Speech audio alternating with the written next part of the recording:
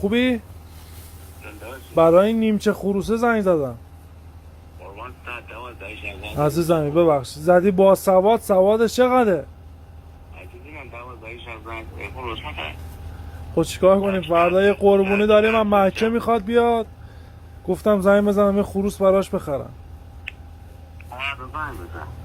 نه سوادش در چه حده؟ لیسانسه؟ خب باشه دومشو داره یا همینجوری که تو عکسه؟ بونگ هم میده؟ بونگ